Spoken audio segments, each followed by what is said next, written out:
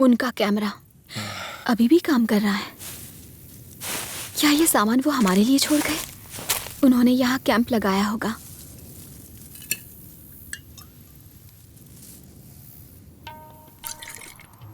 ये देखो, इतना सारा सामान यहाँ छोड़ दिया, एक चिप्स का पैकेट भी छोड़ जाते।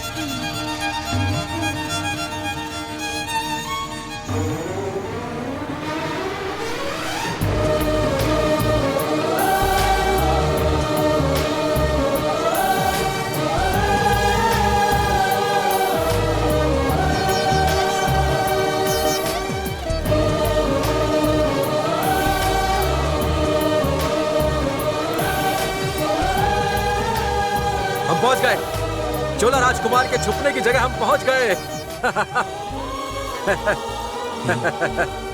मेरे पापा शायद इस जगह तक पहुंचे थे। सुना है बाप?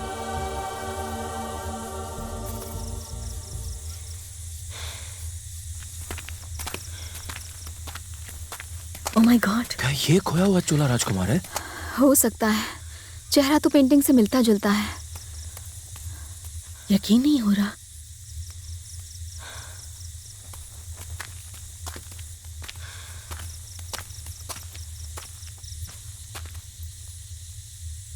वो क्या है? कहाँ? मुझे तो कुछ नहीं दिख रहा। मैं जूम करके देखती हूँ। ये क्या है? ओह माय गॉड, ये तो ऊंट है।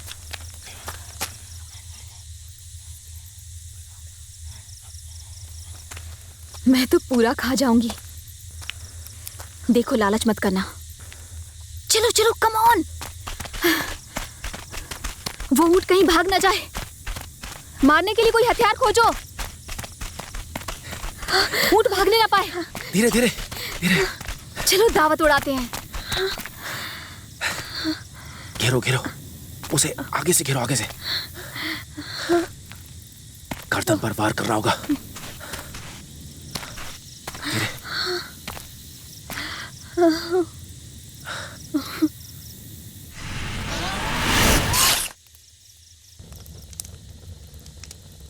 आखिरकार चोला के रहने की जगह हमें मिल ही गई, थैंक्स टू लावण्या।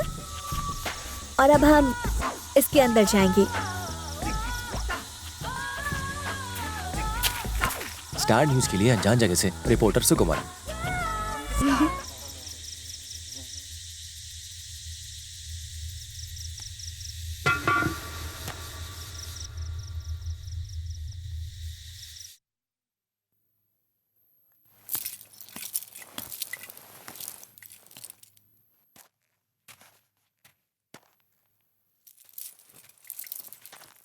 ये क्या हुआ? हवा कैसे थम गई? हाँ? लगता है कुछ होने वाला है।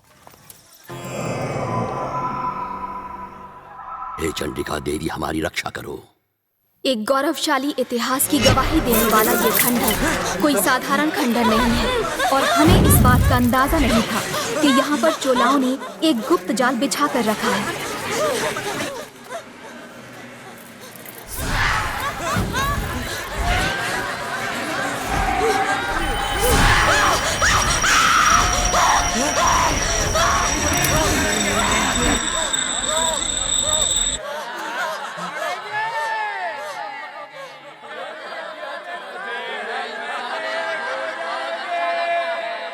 हमें यहाँ से भाग जाना चाहिए।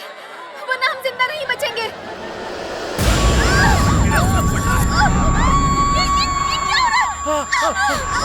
कुछ हो रहा है।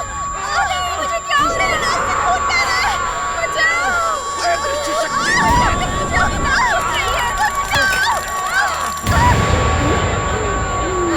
ये कौन चीख रहा है? ये क्या हो रहा है मेरे साथ? बर्दाश्त की सीमा गुजरने के बाद इंसान पागल होने लगता है। वो अपनी मौत की कामना करने लगता है। पागलपन इस कदर बढ़ जाता है कि लोग एक दूसरे को जानवरों की तरह मारने लगते हैं। ये आपकी कल्पना से भी परे है।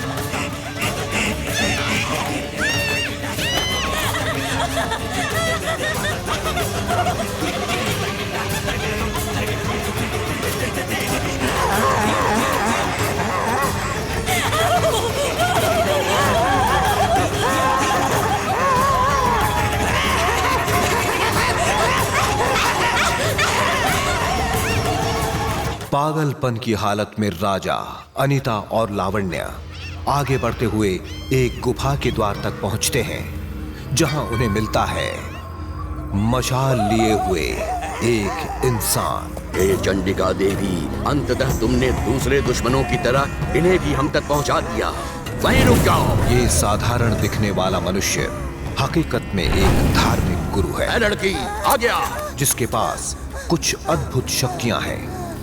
मशाल की आग और कुछ जादुई मंत्र से वो इन तीनों को पागलपन से निकालता है। देखने से लगता था ए लड़की, अब तू आ। मानो मशाल की पवित्र आग से उनका शुद्धिकरण किया जा रहा हो। वो उन्हें बेहोशी की हालत में गुफा के अंदर ले जाता है। ए युवक, अब तू इधर आ। गुफा की गहराइयों में एक ऐसा अनोखा संसार है जिसका आधुनिक दुनिया से कोई वास्ता नहीं। ये क्या, चोलाओं का निशान? इसका इलाज करके इसे बचाना होगा। ऐसा लगता है मानो समय सालों पहले ही रुक गया हो। ये एक ऐसा साम्राज्य था जिसकी कल्पना शायद कोई सपने में भी न कर पाए। चोलाओं के तांत्रिक ने राजा का उपचार किया और उसे एक नया जीवन दान दिया।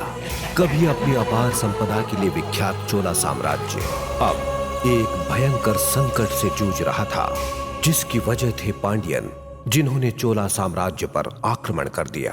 चोला के राजा ने अपने पुत्र को बचाने के लिए कई मौत के फंदे बिछाकर इसी गुप्त स्थान पर भेज दिया था। चोला राजा पधार रहे हैं, सब लोग महल में पहुंचो।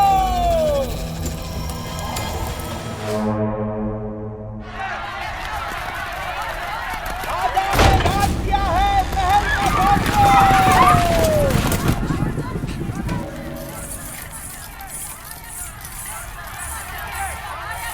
ये है चोलाओं की महारानी, ये है राजकुमारी और राजकुमार। आज इन लोगों के लिए खाने का दाना भी मिलना अस्तित्व की लड़ाई बन चुकी है। कुछ चोलाओं का मानना था कि पांड्यन की मूर्ति चुराने की वजह से उन्हें श्राप लगा था। चोला के राजा को आज तक उस ईश्वरीय दूत की प्रतीक्षा है जो इन सब के लिए खुशहाली का संदेश लाएगा। एक ऐसा संदेश जिससे चोलाओं का खोया हुआ गौरव, उनका खोया हुआ स्वर्णिम युग फिर से लौट आएगा। इन नागरिकों को उम्मीद है कि चोला राजा इन्हें अपने साथ अपने राज्य लेकर जाएगा। इन चोला नागरिकों की जिंदगी पर बदकिस्मती से किसी की नजर लग गई। ये लोग धीरे धीरे बर्बाद होने लगे। साल दर साल गर्मी बढ़ती गई। पहले फसल बर्बाद हुई, फिर एक एक करके मवेशी बेरहम मौसम की मार से मरने लगे। निरंतर अकाल की वजह से और बाहरी दुनिया से कोई संपर्क न रख पाने की वजह से ये लोग दाने दाने को मोहताज हो गए। न खाने को रोटी थी, न पीने के लिए पानी, और ना ही तन को ढकने के लिए कपड़ा।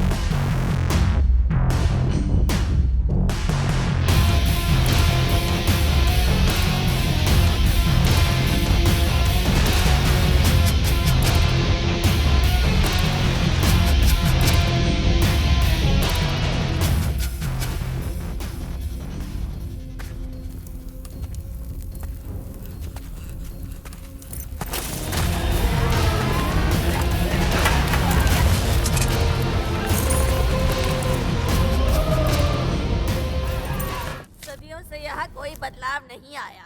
न खाना है न पानी है। कब आएगा हमारी खुशहाली का दूत राजा? तुम तो महल में भोग विलास से रहते हो और तुम्हें कोई नहीं बताता कि हम बाहर क्या क्या मुसीबतें झेलते हैं। तुमने तो कहा था कि दूध के आते ही यहाँ खुशहाली आएगी। अगर किसी दिन यहाँ बगावत हो गई तो उसके जिम्मेदार तुम और तुम्हारा चोला राजवंश